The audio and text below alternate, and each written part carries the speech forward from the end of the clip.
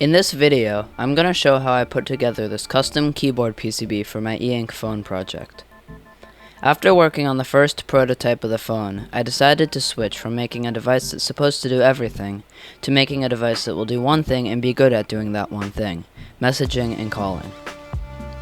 Because this version will be running on a Pi Pico instead of a Pi Zero, it should have much better battery life and be much smaller. I'm hoping for it to last around 1 week, sending a few messages each day, the amount you would send if you were hiking and checking in with friends and family. The next part I needed was a keyboard that was smaller than the screen. I looked around online, but I couldn't find any that were small enough, so I decided to learn how to make my own PCB. After some research, I found that the best way to make a keyboard was with a matrix layout. A matrix layout uses fewer GPIO pins than wiring each key individually. For example, there are 44 keys total, but if I use a matrix, I only need 15 pins to read all the keys. 15 pins is still a bit much for the Pico, so I'm also going to use the MCP 23017 I2C I/O expander. I2C makes it so that I only need to connect 2 data pins to the Pico. I also added a few other things, such as a decoupling capacitor and a connector, and I was done designing the schematic. After I made the schematic, I started placing all the components in the PCB editor. Once I finished the first row, I realized that through-hole components would take up too much space, so I switched to surface mount parts.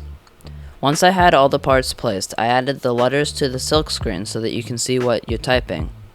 The silk screen is the writing and symbols that get printed onto a PCB. After I did the wiring on the PCB, I added some 3.2mm holes for standoffs and sent the files to PCBWay to get manufactured. 1 week later, the PCBs arrived from PCBWay. I was surprised with how tiny they were, but they looked really nice and well made. Once everything arrived, I started hand soldering the switches and diodes. Soldering the whole PCB took around an hour, but it wasn't super hard, just repetitive. Once I had all the parts mounted on the PCB, I wired up the 2 I2C pins and power to a Raspberry Pi Pico to test the keyboard.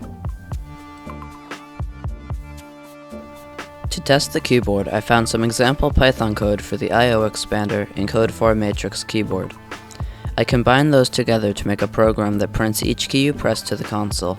To my surprise, the only big issues were that I forgot to add power connections to the header, and I wired the I2C pins to the wrong spot on the Pico.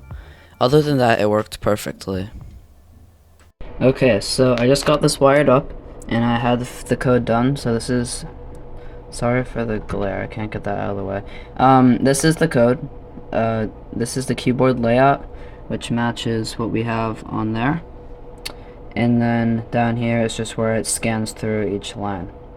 So, if I run it, theoretically, if everything works and this connection doesn't come undone, we're pressing a key.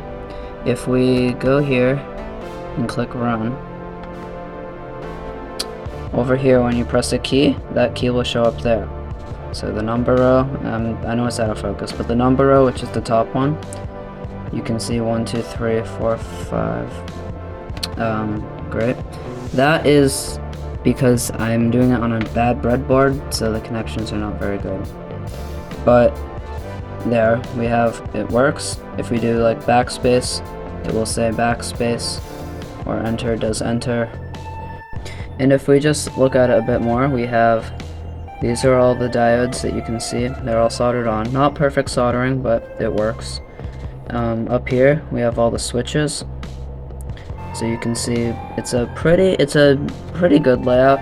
If you're used to typing on a phone, it will be pretty similar. The only difference is the backspace is here, enter is here, and like the shift key, the symbol key, which I'm gonna probably implement later. The space key and the escape key they're in weird places. But other than that, it's pretty much a normal keyboard. We're not using that, but I think I said that already. Here we have the 2 I2C pins. In Afterthought, I should have labeled it. Something for revision 2, which is going to be the full PCB with everything. I'm going to definitely label the pins.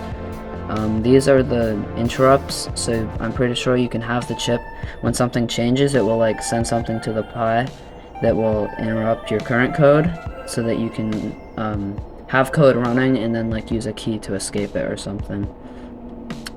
Over here is just the backside of this decoupling capacitor, which is where I stole the power from. So this is a decoupling capacitor, and then this is the MCP23017, which is our I2C I/O expander. The next part of this project involves moving and rewriting the Python code from the Pi Zero to C++ on the Pi Pico. Once everything is working on the Pico, I'm going to add a Meshtastic node to the device. Meshtastic is a license-free encrypted radio messaging system that forms a mesh. So if you send a message, all the other nodes around you will repeat it so that more people can hear it. Once everything works on a breadboard, I'm going to make a custom PCB to hold all the components, including the mesh node, Pi Pico, battery, cell modem, screen, and keyboard. Thank you for watching this video, and I'll see you in the next one.